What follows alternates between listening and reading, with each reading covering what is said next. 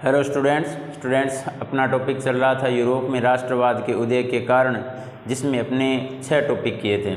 6 topic में से कौन कौन से थे? पहला किया आप लोगों ने मध्यम वर्ग का उदय, दूसरा किया उदारवादी राष्ट्रवाद, तीसरा किया इंग्लैंड और फ्रांस की क्रांति, चौथा किया 1815 ईस्वी के बाद एक नया रूढ़िवाद, पांचवा किया क्रांतिकारी कार्य और छठा किया भाषा और लोक कथाओं का योगदान। इन 6 टॉपिक्स में से मैंने आपको एक टॉपिक कंप्लीट करवाया था, मध्यम वर्ग का उदय। तो आज हमारा दूसरा टॉपिक होगा उदारवादी राष्ट्रवाद। तो आज का हमारा टॉपिक क्या है? उदारवादी राष्ट्रवाद। उदारवादी राष्ट्रवाद को अगर देखा जाए तो इसमें 2 प्रकार की विचारधाराएं देखने को मिलती है। एक तो इसमें उदारवाद आता है, ठीक है, और एक आता है इसमें प्रजातंत्र। क्या आता है? उदारवाद और प्रजातंत्र। ये दोनों भावनाएं भी इसके अंतर्गत देखने को मिलती है। अगर उदारवाद का अर्थ देखें अपने, तो उदारवाद का अर्थ होता है मर्यादित स्वतंत्रता और समानता। अगर सिर्फ उदारवाद को उठाकर देखा जाए तो उदारवाद का अर्थ क्या निकलता है? उदारवाद का अर्थ होता है मर्यादित स्वतंत्रताएं व समानता। क्या होता है? मर्यादित स्वतंत्रताएं व समानताएं। ये किसका अर्थ निकलता है? उदारवाद का अर्थ निकलता है। अगर उदारवाद की अपने बात करें तो उदारवाद का जो प्रमुख लक्ष्य था वह अधिकांश क्षेत्र को नियंत्रण से मुक्त करना था। अगर उदारवाद के लक्ष्य की बात करें, ये तो हो गया इसका अर्थ। अगर लक्ष्य की बात करें अपने, तो लक्ष्य इसका क्या था? अधिकांश क्षेत्र को नियंत्रण से मुक्त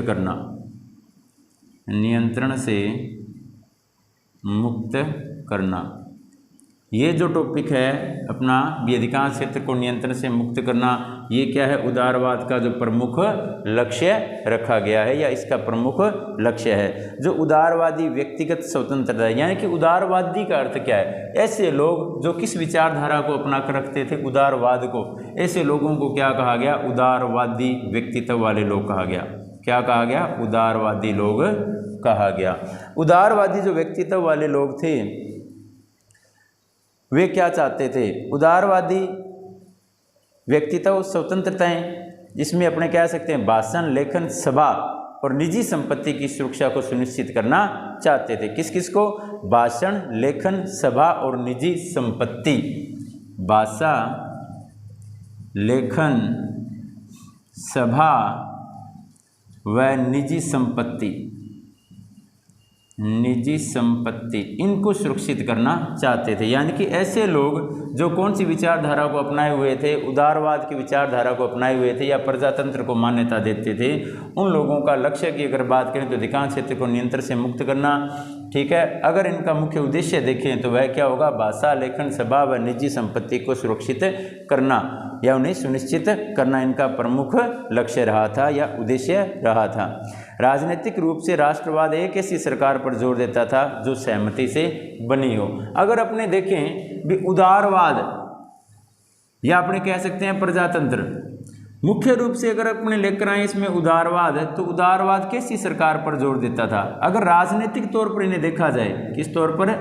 राजनीतिक तौर पर इन्हें देखा जाए तो उदारवाद ऐसी सरकार पर जोर देता था जो सामूहिक रूप से बनी हो।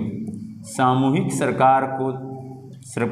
सरकार पर जोर देता था। ये कौन सी सरकार पर? सामूहिक सरकार पर जोर देता हो, जो सभी की सहमति से बनी हो। ऐसी सरकार पर जोर देने का कार्य कौन करता था? उदारवाद करता था। और ऐसी सरकार क्या कहलाती थी? प्रजातंत्र। या इस प्रकार से जो सरकार बनती थी जनता के सहयोग से बनती थी, इसे क्या कहा जाता था? प्रजातंत्र कहा जाता था। आर्थिक क्षेत्र में उदारवाद बाजारों की मुक्ति और चीज़ों तथा पूंजी के आवागमन पर राज्य द्वारा लगाए गए नियंत्रण को खत्म करने की मध्यम वर्गों की जोरदार मांग से संबंधित था। देखो क्या होता था बच्चों, मुख्य रूप से अगर उदारवाद की अगर अपने बात करें तो ये किस चीज़ पर जोर दे रहा था? जो आवागमन, यानी कि आयात निर्यात के जो कार्य हैं, इन पर लगने वाला जो टैक्स है, ठीक है, जैसे आयात और निर्यात, यानी कि व्यापार हो गया, ठीक है, इस पर जो लगने वाला टैक्स है, इस टैक्स को कम करने पर कौन जोर देता था? उदारवाद था, वह इस टैक्स को कम करने पर जोर देता था। और इसका उदाहरण भी है। जैसे अगर अपने बात करें भी जर्मनी भाषी या जर्मन देश की, अपने एकीकरण से पूर्व जो जर्मन था वह नेपोलियन के समय 39 राज्यों में बंटा हुआ था। कितने राज्यों में बंटा हुआ था? 39।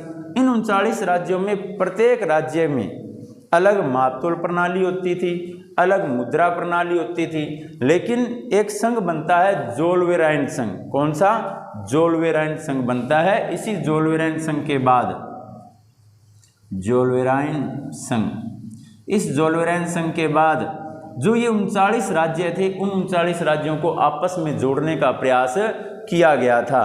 और थी जोल्वेराइन के द्वारा मुद्रा प्रणाली को भी, अलग अलग राज्यों की जो अलग अलग मुद्रा थी उन्हें 4 से 5 पर लाया गया। अलग अलग जो कार्य प्रणाली थी, मापतोल प्रणाली थी, उन्हें भी कम श्रेणियों में लाया गया, यानी कि उन्हें भी सही किया गया था। अब हमारा तीसरा टॉपिक है इसके अंतर्गत इंग्लैंड और फ्रांस की क्रांति। तीसरा टॉपिक कौन सा है? इंग्लैंड और फ्रांस की क्रांति। तो देखो इसके अंतर्गत क्या हुआ। इंग्लैंड की शानदार गौरवपूर्ण क्रांति ने इस मान्यता को जन्म दिया कि किसी भी प्रकार के शासन तंत्र में देवीय अधिकार का कोई औचित्य नहीं है। अगर इंग्लैंड की क्रांति का अपने उदाहरण लें, किसका? इंग्लैंड की क्रांति का उदाहरण लें, तो इसने क्या सिद्ध कर दिया? इसने सिद्ध किया भी किसी भी प्रकार के राज्य में जो देवीय अधिकार हैं या किसी भी शासन तंत्र में जो देवीय अधिकार होते हैं उनका कभी कोई औचित्य नहीं रहता है। यानी कि इन्होंने क्या किया? देवीय अधिकारों को नकारा था, देवीय अधिकारों को नकारा था, देवीय अधिकारों को उन्होंने कोई मान्यता नहीं दी थी। इसी क्रम में फ्रांस की क्रांति ने इस धारणा को जन्म दिया कि व्यक्ति की स्वतंत्रता इतनी पावन है कि कोई भी सत्ता उसकी अवहेलना नहीं कर सकती। यानी कि अगर फ्रांस की क्रांति की बात करें तो उसने प्रत्येक व्यक्ति की स्वतंत्रता के बारे में बात कही, प्रत्येक व्यक्ति के बारे में, प्रत्येक व्यक्ति की स्वतंत्रता के बारे में बात कही। और इंग्लैंड की क्रांति में क्या हुआ? विदेवीय अधिकारों को नकारा गया। इसमें किसी भी शासन तंत्र में, चाहे वो राजतंत्र है, चाहे अन्य कोई तंत्र है, कोई भी किसी भी प्रकार का शासन तंत्र है, तो इंग्लैंड की क्रांति के अनुसार यही सामने निकल कर आया भी इस प्रकार के शासन तंत्र में देवीय अधिकारों का कोई औचित्य नहीं है। और अगर फ्रांस की क्रांति की बात करें तो उसमें प्रत्येक व्यक्ति की स्वतंत्रता को महत्व दिया गया था। यह संकल्पना राष्ट्रीयता की जीत थी। यानी कि जो अपने बात करें भी देवीय अधिकारों को नकारना और प्रत्येक व्यक्ति की स्वतंत्रता को मान्यता देना, तो ये दोनों क्या थी? इन दोनों के द्वारा क्या हुआ? इन दोनों के द्वारा राष्ट्रीयता की जीत हुई। किसकी जीत हुई? राष्ट्रीयता की जीत हुई, राष्ट्रीयता की जीत हुई। यानी कि प्रत्येक व्यक्ति, जो आम व्यक्ति भी होगा, वह भी खुलकर जी पाएगा, खुलकर अपने विचार रख पाएगा। राष्ट्रीयता उस राजतंत्रीय शक्ति के प्रत्युत्तर के रूप में जन्मी जिसका यह दावा था कि देवीय अधिकारों के आधार पर राजा की शक्ति निरंकुश होती है, लेकिन इस चीज़ को नकारा गया था। यानी कि देवीय जो अधिकार थे उनको बिल्कुल नकार दिया गया था।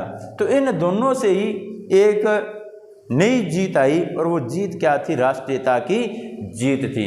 तो बच्चों आज अपने 2 टॉपिक कर चुके हैं। यूरोप में राष्ट्रवाद के उदय के कारणों में एक टॉपिक हमारा हो चुका है उदारवादी राष्ट्रवाद और एक टॉपिक हो चुका है इंग्लैंड और फ्रांस की क्रांति।